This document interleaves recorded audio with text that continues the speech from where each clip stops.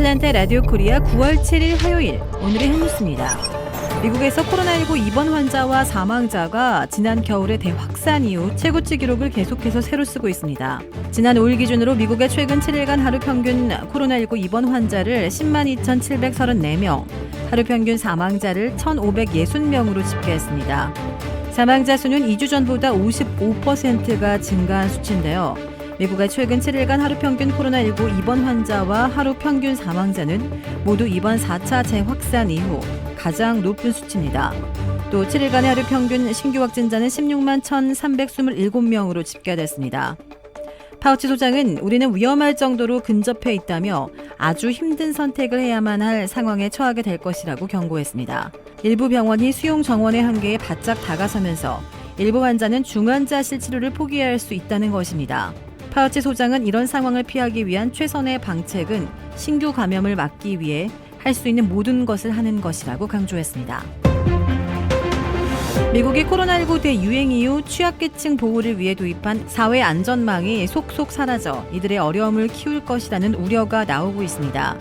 코로나19 대유행 이후 실업자에게 주당 $300의 실업수당을 추가로 제공하던 제도가 노동절인 6일을 기점으로 사라졌습니다. 추가 실업수당과 함께 코로나19 안전망의 양대축으로 불린 세입자 퇴거 유예 조치는 지난 7월 말로 종료됐습니다. 추가 실업급여는 지난해 초 미국의 전염병 대유행으로 실업자가 급증하자 지난해 3월부터 7월까지 실업자에게 법정 실업수당에다 주당 $600를 추가하는 방식으로 도입됐었습니다. 코로나19 진정세와 맞물려 추가 급여가 실업자의 일자리 복귀를 막는다는 공화당의 반대에 부딪혔지만 지난해 12월 추가 수당을 주당 $300로 줄이는 형태로 지금까지 유지됐습니다. 현재 백악관은 이 제도를 연장할 계획이 없습니다. 조 바이든 행정부와 집권 민주당이 향후 10년간 3조 5천억 달러의 천문학적 자금을 도입해 사회 안전망을 대대적으로 확충, 재정비하는 야심찬 법안을 추진합니다. 미국인들의 삶에 요람에서 무덤까지 영향을 미치는 복지제도를 유럽식으로 근본부터 완전히 바꾼다는 계획인데요. 의회 통과는 아직 불투명한 상황입니다. 연방의회의 사회복지 담당 상임위들은 이번 주부터 민주당의 사회복지 확충 법안을 본격적으로 논의할 계획입니다. 이번 민주당이 추진하는 이 법안에 대해 1960년대 빈곤과의 전쟁 이후 미국 사회 안전망의 가장 중대한 확대 모색이라면서 임신에서부터 노년에 이르기까지 사실상 모든 미국인의 삶에 영향을 미칠 법안이라고 설명했습니다. 미국에서 자동차 가격 폭등의 원인인 반도체 칩 부족 현상이 예상과는 달리 조기 해소되지 않으면서 당분간 자동차 판매 가격이 고공행진을 지속할 것이라는 전망이 나왔습니다.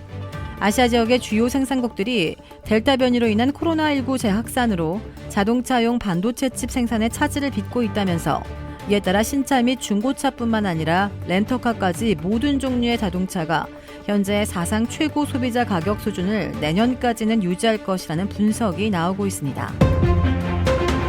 한국 축구대표팀이 레바논을 꺾고 2022 카타르 월드컵 최종 예선 첫 승을 거뒀습니다.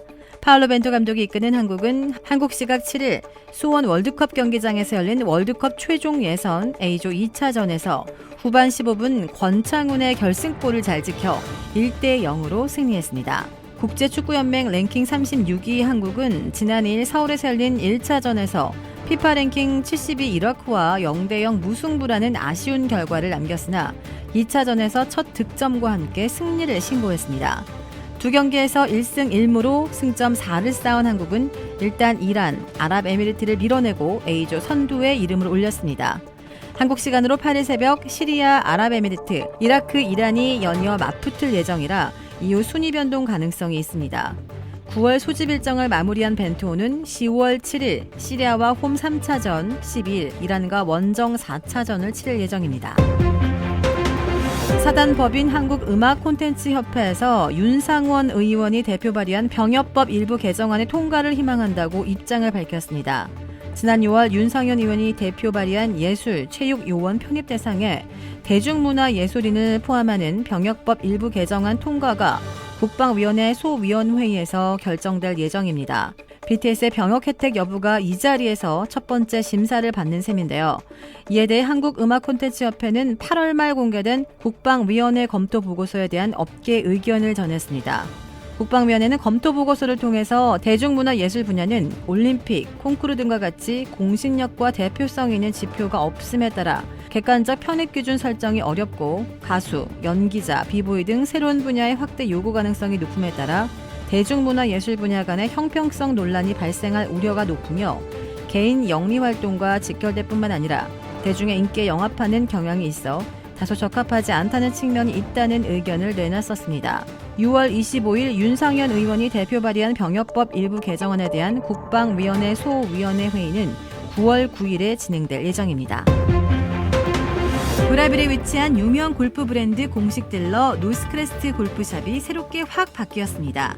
PGA 프로골퍼가 내 몸에 꼭 맞는 골프채를 추천해드립니다. 노스크레스트 골프. 주택 구매뿐만 아니라 커머셜, 웨어하우스, 비즈니스 건물까지 부동산계의 큰손 이주환 부동산. 크레딧 카드 빚 최대 80%까지 탕감.